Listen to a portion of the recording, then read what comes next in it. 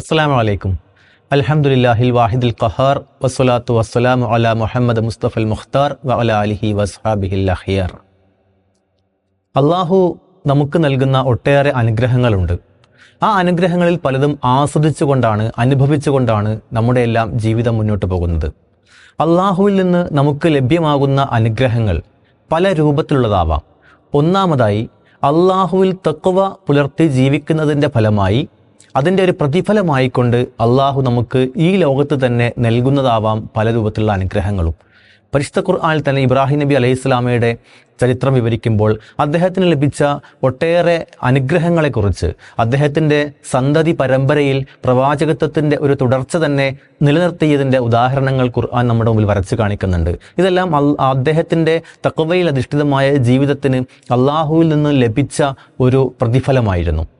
മറ്റൊരു രീതിയിലുള്ള അനുഗ്രഹം എന്ന് പറയുന്നത്, നമ്മെ പരീക്ഷിക്കുവാൻ വേണ്ടി പ്രസ്തുത അനുഗ്രഹങ്ങൾ ലഭ്യമാകുന്നതോടുകൂടി നമ്മൾ അതിന് നന്ദി കാണിക്കുന്നുണ്ടോ, അല്ലെങ്കിൽ നന്ദിയാണോ അല്ലെങ്കിൽ നന്ദികേടാണോ നമ്മിൽ നിന്നുണ്ടാകുന്നത് എന്ന് പരീക്ഷിക്കുവാൻ വേണ്ടി അള്ളാഹു നൽകുന്ന അനുഗ്രഹങ്ങൾ.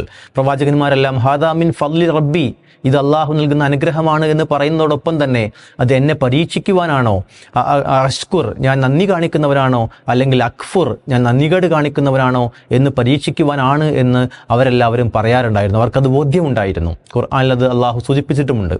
മൂന്നാമതായി ഉള്ള ഒരു അനുഗ്രഹം എന്ന് പറയുന്നത്, ഭൂമിയിൽ അള്ളാഹുവിനോട് ധിക്കാരം പ്രവർത്തിക്കുന്ന ആളുകൾക്ക് പലപ്പോഴും അള്ളാഹുവിൻ്റെ അനുഗ്രഹങ്ങൾ ലഭ്യമാകും. ഈ അനുഗ്രഹങ്ങൾ അള്ളാഹു നൽകുന്നത് അവൻ ആ അനുഗ്രഹങ്ങളിൽ മതിമറന്നുകൊണ്ടിരിക്കെ, ആ അനുഗ്രഹങ്ങളിൽ ലയിച്ചുകൊണ്ട് മുന്നോട്ട് പോയിക്കൊണ്ടിരിക്കെ അള്ളാഹു പെട്ടെന്ന് അവനെ പിടികൂടുകയും അവന് ശാശ്വതമായ ശിക്ഷയ്ക്ക് അവനെ വിധേയനാക്കുകയും ചെയ്യും. ഈ രൂപത്തിലുള്ള അനുഗ്രഹത്തെയാണ്, ഈ രൂപത്തിലുള്ള അള്ളാഹുവിൻ്റെ ഈ ഒരു നടപടിക്രമത്തെയാണ് ഇസ്തിദ്റാജ് എന്ന് ഖുർആൻ വിശേഷിപ്പിക്കുന്നത്. പടിപടിയായി മെല്ലെ മെല്ലെ പിടിച്ചെടുക്കുക എന്നതാണ് ആ ഇസ്തിദ്റാജിൻ്റെ ഭാഷാർത്ഥം.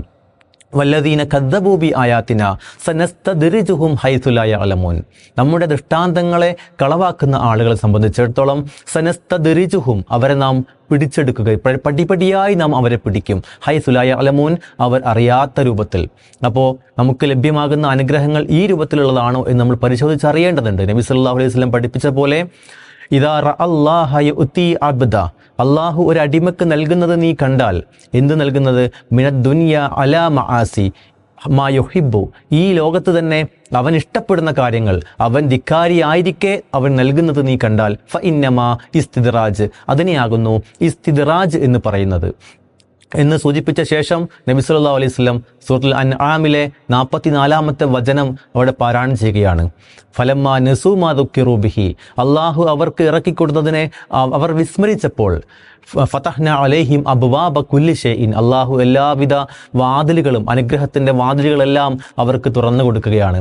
ഹത്താ ഇദാ ഫരിഹു ബിമാ ഊതു, അവർക്ക് നൽകപ്പെട്ട ആ അനുഗ്രഹങ്ങളിൽ അവർ മുഴുകി ആനന്ദിച്ചുകൊണ്ടിരിക്കെ, അഖ്ദ്നാഹും ബഗ്തതൻ, അവരെ നാം ഒരു പ്രത്യേകമായ പിടികൂടൽ, പെട്ടെന്ന് നാം അവരെ പിടികൂടി.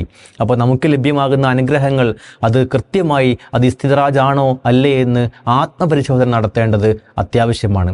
കൃത്യമായി അള്ളാഹുവിൻ്റെ അനുഗ്രഹങ്ങളെ തിരിച്ചറിയുകയും അതിന് നന്ദി കാണിക്കുകയും ചെയ്യുന്ന യഥാർത്ഥ മുത്തഖികളിൽ അള്ളാഹു നമ്മെ എല്ലാവരെയും ഉൾപ്പെടുത്തി അനുഗ്രഹിക്കുമാറാവട്ടെ.